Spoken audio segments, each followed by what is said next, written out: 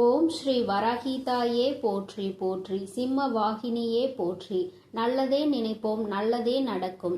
சக்தி வராகியின் பிள்ளைகளுக்கு இந்த வராகி தாயின் ஆசீர்வாதம் என்றுமே முழுமையாக கிடைக்கும். ஆட்டி வதைத்துக் கொண்டிருக்கிறது. என் தங்கமே, வாழ்க்கையில் வருகின்ற கஷ்டங்களுக்கு என்ன காரணமாக இருக்க முடியும்? நாம் எத்தனைதான் உழைத்தாலும் நம்மை துன்பங்கள் வாட்டி வதைத்துக் கொண்டிருக்கிறது என்று என் பிள்ளை நீ நினைத்து கொண்டிருக்கின்றாய் அல்லவா? என் தங்கமே, இன்று உன் தாயானவள் இந்த கஷ்டத்திற்கெல்லாம் காரணம் என்ன என்பதை தெரிந்து கொண்டு வந்திருக்கிறேன். அது வெளியில் எங்கும் இல்லை, உன்னுடைய இல்லத்திற்குள் தான் இருக்கின்றது. உன் இல்லத்தில் நடக்கின்ற சில தவறுகளால் தான் உனக்கு வறுமை உன்னை விட்டு பிரியாமல் உன்னோடு இருந்து கொண்டிருக்கிறது என்பதை நான் புரிந்து கொண்டேன். நான் இப்போது உன்னோடு பேச வந்திருக்கிறேன் என் தங்கமே. உன் வாழ்க்கையில் வறுமை என்பது உன்னோடு ஒட்டி பிறந்தது போல என்னாலும் தொடர்ந்து கொண்டே இருக்கிறது. அம்மா இன்று உனக்கு அதனை உணர்த்துவதற்காக தான் இங்கு வந்திருக்கின்றேன். என் தங்கமே, நான் சொல்லி முடிக்கும் முன்பே நீ நிச்சயமாக இதுவெல்லாம் உன் இல்லத்தில் நடந்து கொண்டிருக்கிறது என்பதை நீ புரிந்து கொள்வாய். ஏனென்றால் அம்மா காரணம் இல்லாமல் உன்னிடத்தில் எதையும் கொண்டு வந்து சேர்ப்பது கிடையாது. உனக்கு எது பிரச்சனையாக இருக்கிறதோ, எதனால் உனக்கு நடக்கின்றதோ, அது நல்ல விஷயங்களாக இருந்தாலும் சரி, கெட்ட விஷயங்களாக இருந்தாலும் சரி, அதை முன்கூட்டியே உன்னிடம் சொல்லி விடுவதற்காக தான் உன் அம்மா வந்து கொண்டிருக்கின்றேன். என் தங்கமே, உன்னிடத்தில் அதை பற்றி நான் முழுமையாக சொல்கிறேன். இதையெல்லாம் நீ நிச்சயமாக இன்று இரவுக்குள் தெளிவாக புரிந்து கொண்டு நாளையில் இருந்து இந்த தவறினை நீ ஒருபோதும் செய்யக்கூடாது. என் தங்கமே, வறுமைக்கு வழிவகுக்கக்கூடிய இந்த தவறுகள் உன்னுடைய இல்லத்தில் இருக்கிறது என்றால் அது உண்மைதான். ஏனென்றால் நானே அதனை கண்கூடாக கண்டுவிட்டேன் அல்லவா? உன்னுடைய இல்லத்தில் நான் இருக்கும் பொழுது உன்னுடைய குடும்பத்தில் இருப்பவர்களும் நீயுமே கூட சில நேரங்களில் இந்த விஷயத்தை செய்கிறாய். இதை செய்யக்கூடாது என்று சிலருக்கு தெரிந்திருக்கும். ஆனால் அந்த நேரத்தில் செய்கின்ற பொழுது அதை மறந்து விடுகிறார்கள். தான் செய்வது தவறு என்பதை அதன் பின்னால் உணர்வதும் கிடையாது. நம்முடைய இல்லத்தில் தெய்வங்களை குடியமர வைக்க வேண்டும் என்றால், தெய்வங்கள் உன் இல்லத்தில் நிரந்தரமாக இருக்க வேண்டும் என்றால், அவர்களுக்கு பிடிக்காத சில விஷயங்களை நீ ஒருபோதும் செய்யக்கூடாது. நீ நன்றாக இருக்க வேண்டும் என்றுதான் அவர்கள் உனக்கு ஆசீர்வாதங்களை வழங்க வருகிறார்கள். அந்த நேரத்தில் நீ அவர்களை அவமதிக்கும் விதமாக நடந்து கொண்டால் அது அவர்களுக்கு மனவேதனையை கொடுத்துவிடும். அப்படியே அங்கிருந்து சென்று விடுவார்கள். என் தங்கமே, அம்மா சொல்கின்ற தெய்வங்கள் யாரெல்லாம் தெரியுமா? உன்னுடைய குடும்பத்தில் வறுமை இல்லாமல் இருக்கவும், செல்வ செழிப்போடு இருக்கவும் உனக்கு துணையாக இருக்கக்கூடியவர்கள் லட்சுமி தேவியானவரும் குபேரரும் தான். என் தங்கமே, இவர்கள் இருவரையும் ஒரு நாளும் அவமதித்து விடாதே. அதற்கு அம்மா சொல்கின்ற இந்த விஷயங்கள் எல்லாம் உன் இல்லத்தில் நடந்து கொண்டிருக்கிறதா என்று ஒரு முறை சோதித்து பார். என் குழந்தையே, உப்பு ஒருபோதும் நீ கீழே சிந்திவிடக் கூடாது.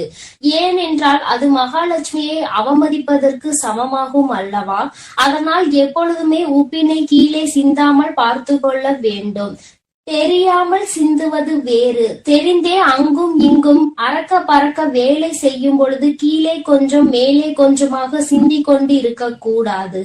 உப்பினை கையில் எடுக்கும் பொழுது லட்சுமி தேவியாரினுடைய அம்சம் என்ற எண்ணத்தை மனதில் வைத்துக் கொண்டு அதனை பொறுமையாக கையாள்வாய். ஆனால் அது உன்னுடைய சமையலுக்கு அளவோடு போய் சேரும் என்பதை நீ மறந்து விடாதே என் தங்கமே. அதுபோல நல்லெண்ணெய், ஏலக்காய், மிளகு, கடுகு இதையெல்லாம் நீ கீழே சிந்திவிடக் கூடாது.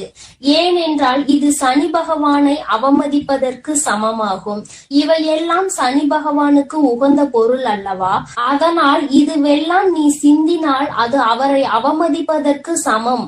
அதுபோல சாதத்தை பாத்திரத்தில் இருந்து கரண்டி உரசும் வரை சத்தம் கேட்கும்படி துடைத்து வலித்து எடுக்க கூடாது. இது அன்னபூர்ணி ஆகும். அன்ன புவனேஸ்வரியை நீ அவமதிப்பதற்கு இது சமமாகும் என்பதை முதலில் புரிந்து கொள். என் தங்கமே, சாதத்தை வீணடிப்பதும் இதற்கு நிகரான செயல்தான் என்பதை நீ புரிந்து கொள். சத்தம் உள்ளே கேட்க கூடாது. என் குழந்தையே, நீ இப்படி என்னாலும் வாழ்க்கையில் பின்பற்ற வேண்டும். அதுபோல குபேரருக்கு பிடித்த உணவு ஊறுகாய். தட்டில் ஊறுகாயை வீணடிக்க கூடாது. அப்படி வீணடித்தால் அது குபேரரை அவமதிப்பதற்கு சமம். நிறைய ஊறுகாயை வைக்கும் பொழுது எப்படி வைக்க வேண்டும், எவ்வளவு வைக்க வேண்டும் என்று தெரியாமல் சிலர் அதனை வீணடித்து விடுகிறார்கள். பொதுவாக ஊறுகாயை அதிக அளவில் எடுத்துக்கொள்ள முடியாது. ஏனென்றால் அது உப்பு காரமும் அதிகமாக இருக்கக்கூடிய ஒரு பொருள். அதனால் தேவைக்கு இன்றி அதிகமாக அதனை எடுத்து வைத்துவிட்டு அதன் பிறகு அதனை வீணடிக்க கூடாது. குபேரரின் அம்சமாக விளங்கக்கூடிய ஊறுகாய், நிச்சயமாக அதை நீ அவமதிக்கின்ற செயலை செய்தால் அது குபேரரை அவமதிப்பதற்கு சமம் என்பதை முதலில் புரிந்து கொள்.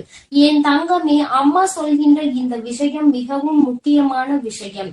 பூஜை அறையில் குத்து விளக்கு தவறி தெரியாமல் கீழே விழுந்தாலும் சரி, ஏற்றிய விளக்கு அணைந்தாலும் சரி, உன் குலதெய்வத்திற்கு உடனடியாக நீ காணிக்கையினை முடிந்து வைக்க வேண்டும்.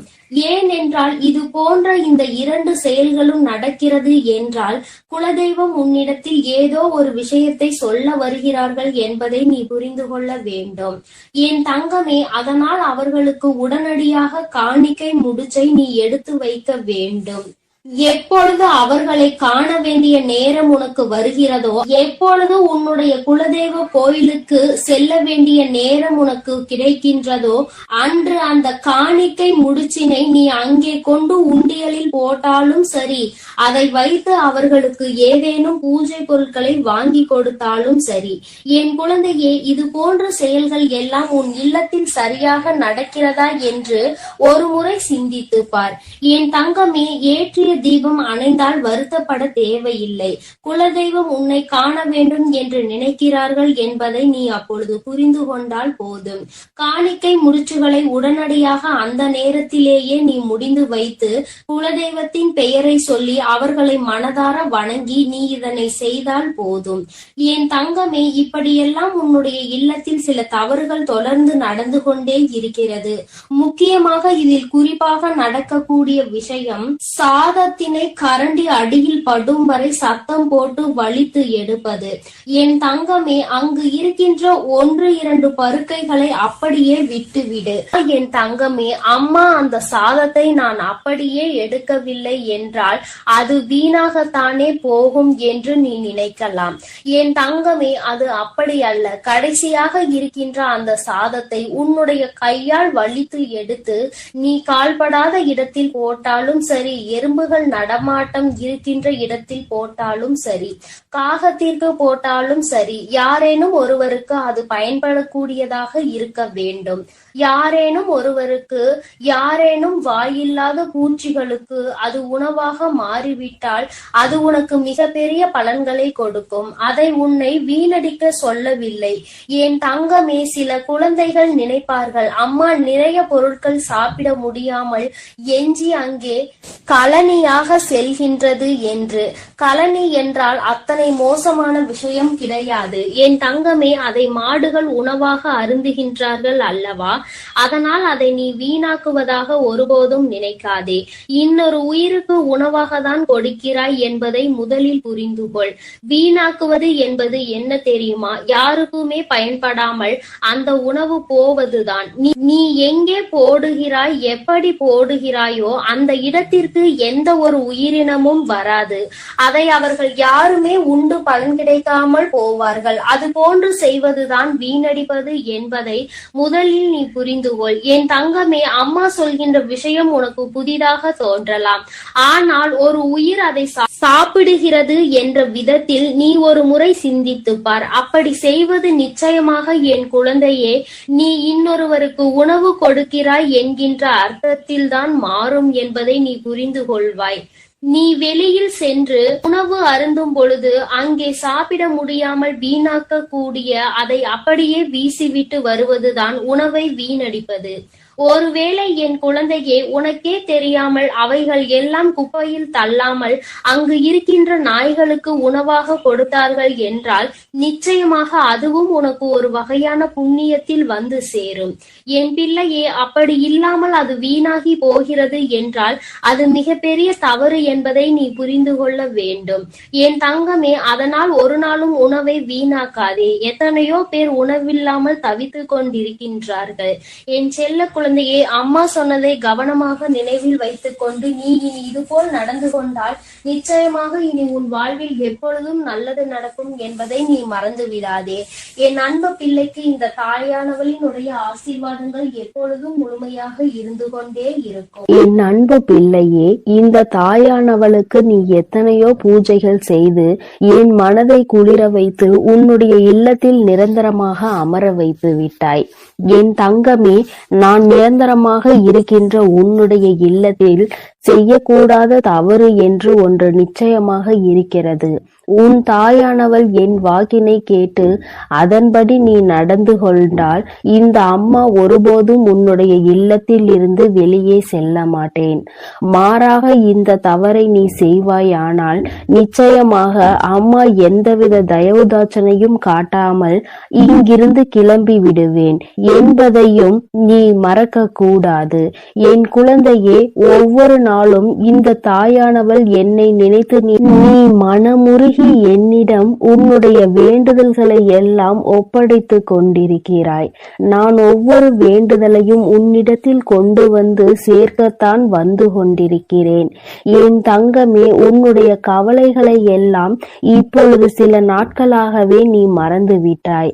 அது மட்டும் அல்லாமல் என் பிள்ளையே, இந்த தாயானவளின் மனதை எப்படி குளிர வைக்க வேண்டும், நம் தாயானவளுக்கு என்ன செய்தால் அது சந்தோஷத்தை தரும் என்று நீ அதிகமான நேரங்களில் உன் அம்மா என்னை பற்றியே சிந்தித்து கொண்டிருக்கிறாய்.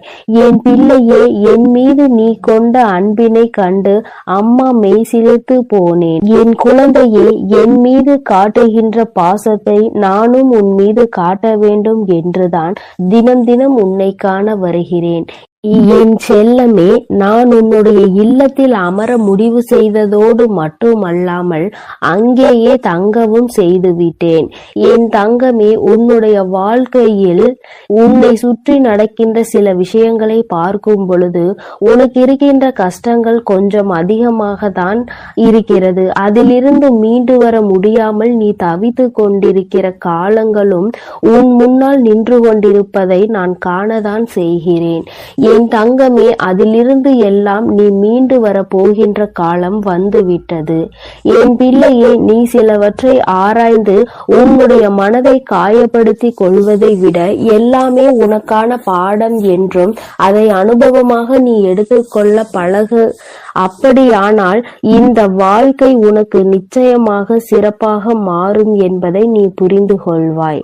என் தங்கமே, வாழ்க்கையில் எதையுமே உன்னால் மாற்ற முடிவதில்லை. எல்லாமே யதார்த்தம் என்று நீ புரிந்து கொண்டு அதன்படி நடக்க தொடங்கினால் எல்லா விதமான கஷ்டங்களும் உன் கண் முன்னால் இருந்து தானாகவே விலகி சென்றுவிடும் என்பதை நீ புரிந்து கொள்வாய். என் குழந்தையே, யாருக்காகவோ வாழ்ந்து காட்டுவதற்கு இந்த வாழ்க்கை ஒன்றும் உனக்கு பரீட்சை கிடையாது. உனக்காக நீ வாழ்ந்துவிட்டு போவதற்கான ஒரு வாய்ப்பு மட்டும்தான் என்பதை நீ புரிந்து கொள். உனக்கு கிடைத்திருக்கின்ற இந்த வாய்ப்பினை நீ சரியாக பயன்படுத்தி கொள்ள வேண்டும். மற்றவர்களுக்காக உன்னுடைய நேரத்தையும் காலத்தையும் நீ வீணடித்து கொண்டிருக்காதே. ஓடுகின்ற நீர் போல நடப்பதெல்லாம் நல்லதுக்கே என நினைத்து கொண்டு நல்லதை செய்ய துணிந்து நில். தீயவை தானாக குப்பை போல ஓரத்தில் ஒதுங்கிவிடும். என் தங்கமே, அழகான குளிரான காட்சியும் மேகம் முடிய வானமும் முகம் காட்ட துடிக்கின்ற சூரியனும் போல நிச்சயமாக இந்த இனிய புன்னகையோடு உன்னுடைய நாள் நல்ல நாளாக எப்பொழுதும் மலரும் என்பதை நீ தெளிவாக புரிந்து கொள்ள வேண்டும். உன்னை குறை கூறுகின்ற பலருக்கு உத்தமராக வாழ்வதை விட உன்னை நம்புகின்ற சிலருக்கு நீ நல்லவனாக வாழ வேண்டும் என்று நினைத்தால் போதும்.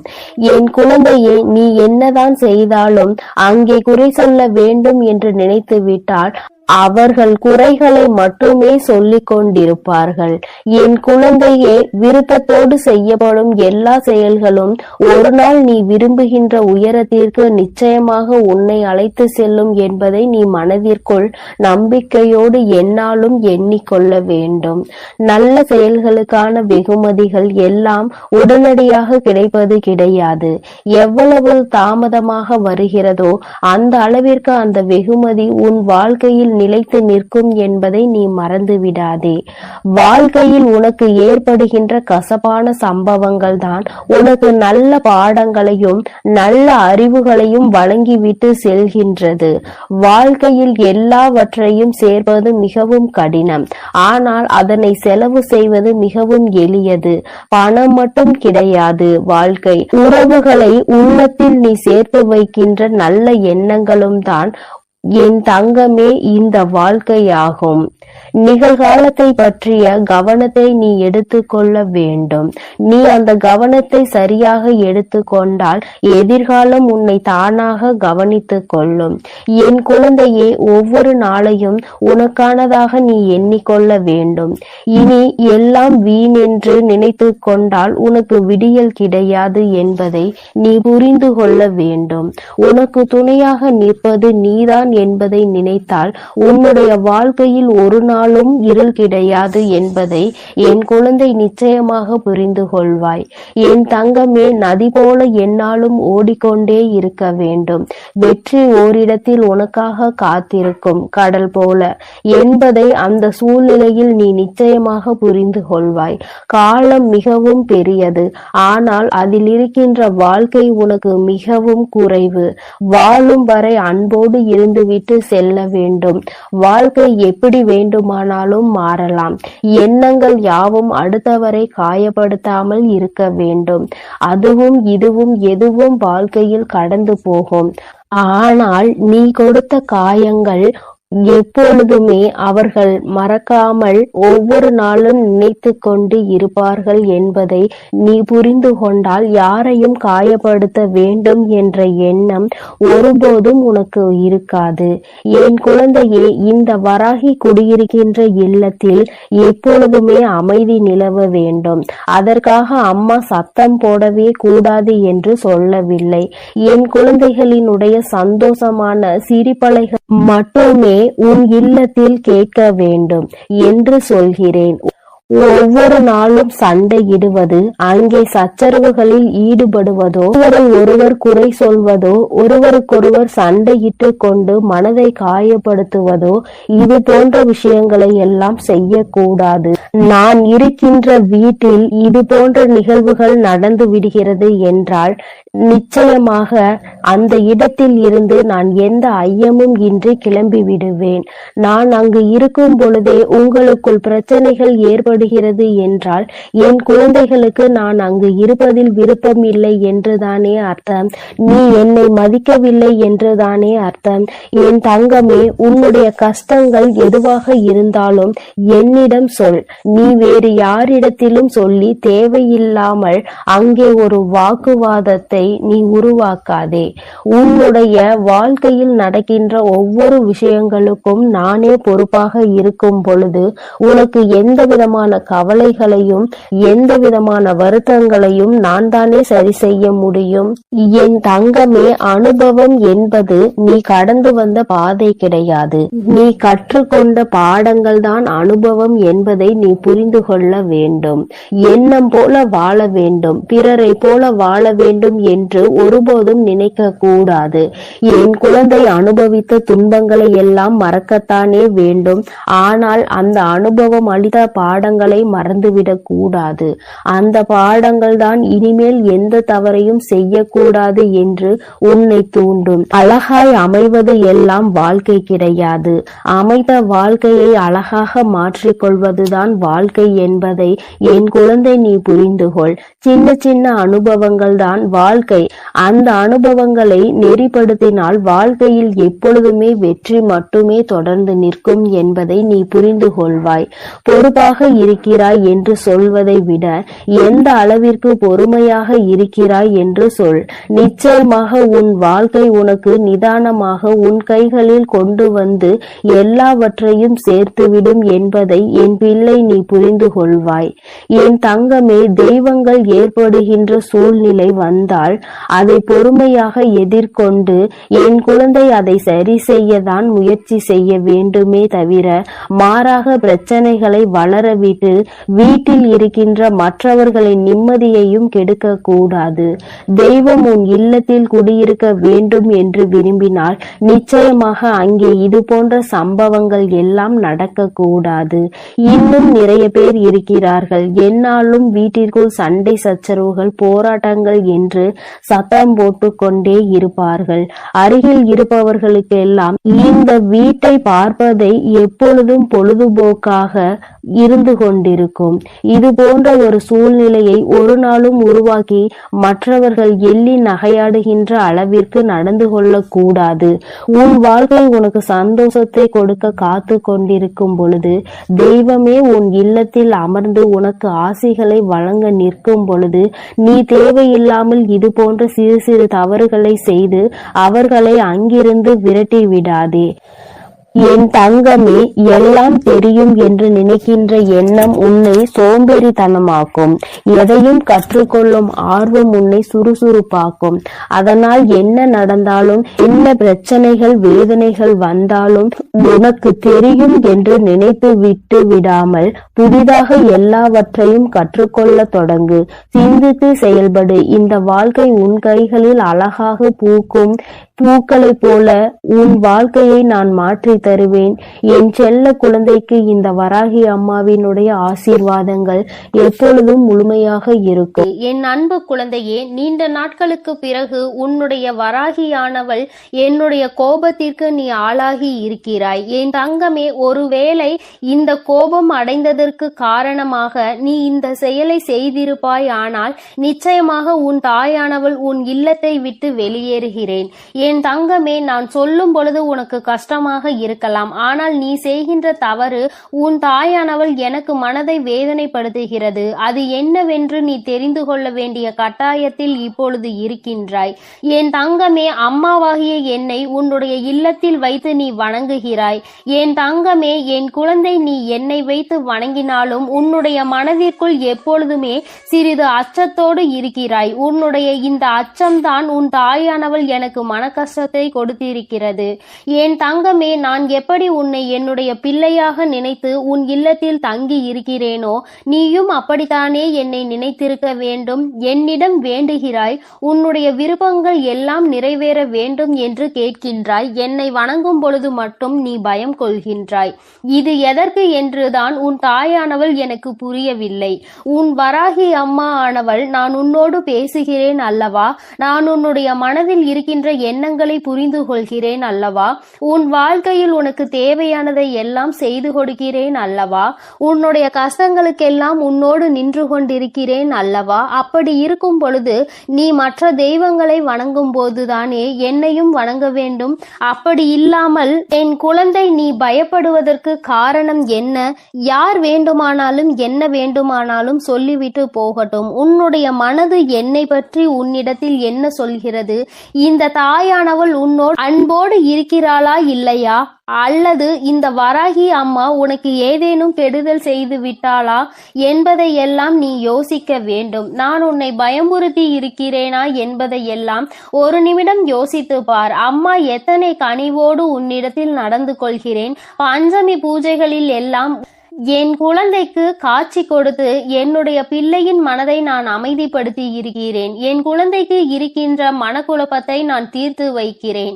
என் தங்கமே, அப்படி இருந்தும் கூட சில நேரங்களில் யாரேனும் உன்னிடம் வந்து ஒரு வார்த்தையை சொல்லிவிட்டார்கள் என்றால் உடனே பயந்து என்னை வணங்குவதை நிறுத்தி விடுகின்றாய். பஞ்சமி பூஜைகளை தவிர மற்ற நேரங்களில் எனக்கு பூஜைகளை செய்ய யோசிக்கிறாய். அம்மாவின் பக்கம் திரும்பவே சிறிது பயம் கொள்கின்றாய். என்னுடைய பிள்ளையாக நீ இருப்பாயானால் இனிமேல் ஒருபொழுதும் இது போன்ற விஷயங்களுக்கெல்லாம் நீ பயப்படக்கூடாது. நான் உன்னிடத்தில் முழுமையான அன்பினை எதிர்பார்க்கிறேன். உன்னுடைய இல்லத்தில் நான் தங்கி இருக்க வேண்டும் என்றால் அது எனக்கு மிகவும் அவசியம் அல்லவா? நான் உன்னை ஏற்றுக்கொண்டது போல நீயும் என்னை ஏற்றுக்கொள்ள வேண்டும் அல்லவா? ஒரு தாயாக நான் எப்பொழுதுமே உன்னிடத்தில் நிற்கும் பொழுது நீயும் ஒரு பிள்ளையாக என்னை எப்பொழுதுமே அரவணைக்க வேண்டும் என்றுதான் ஆசைப்படுகிறேன். நீ என்னை எப்பொழுது வேண்டுமானாலும் வணங்கலாம், எப்பொழுது வேண்டுமானாலும் என்னிடத்தில் வந்து பேசலாம். நான் உன்னுடைய வார்த்தைகளை எப்பொழுதுமே செவி கொடுத்து கேட்டுக்கொண்டுதான் இருப்பேன். அம்மா எங்கே இருக்கிறாய் என்று தேடாமல் உன் இல்லத்தில் இருக்கின்ற என்னை நீ நல்லபடியாக பார்த்து கொள்ள வேண்டும். ஆனால் நான் உன்னிடத்தில் வந்து எனக்கு அது வேண்டும் இது வேண்டும் என்று கேட்கவில்லை. எனக்கு தேவையெல்லாம் உன்னுடைய அன்பான அந்த பார்வை மட்டும்தான். என் மீது நீ கொண்டிருக்கின்ற அந்த நம்பிக்கையை மட்டும்தான். நீ எப்பொழுதுமே என் மீது அன்பாக இருக்கிறாய் என்று எனக்கு நீ உணர்த்த வேண்டும். அது மட்டும்தான் என் தங்கமே.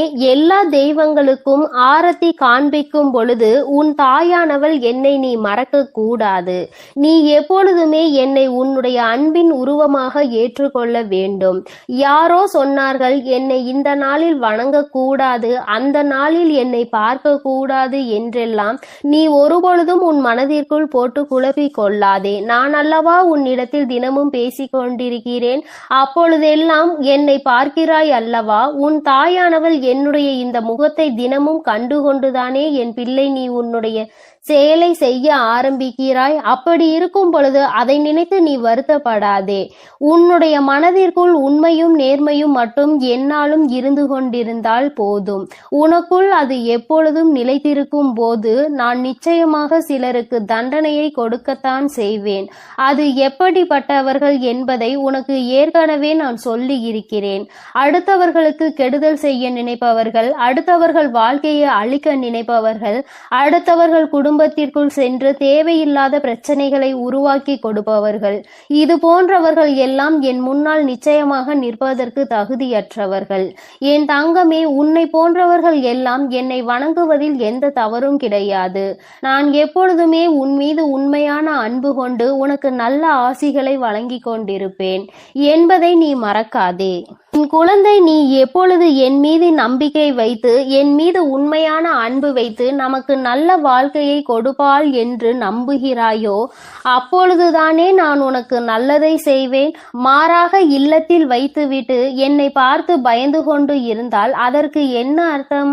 என் தங்கமே, நீ என்னை வைக்கின்ற இடம் தெரியாமல் இருப்பாயானால் நிச்சயமாக உன்னிடத்தில் இருக்கின்ற விநாயகர் படமும் அல்லது விநாயகர் சிலையோ அவருக்கு அருகில் என்னை வைத்து வணங்கு. என் தங்கமே, நிச்சயமாக அம்மா உனக்கு எல்லா நேரங்களிலும் நல்ல ஆசிகளை வழங்குவேன் என்பதை நீ புரிந்து கொள்ள வேண்டும்.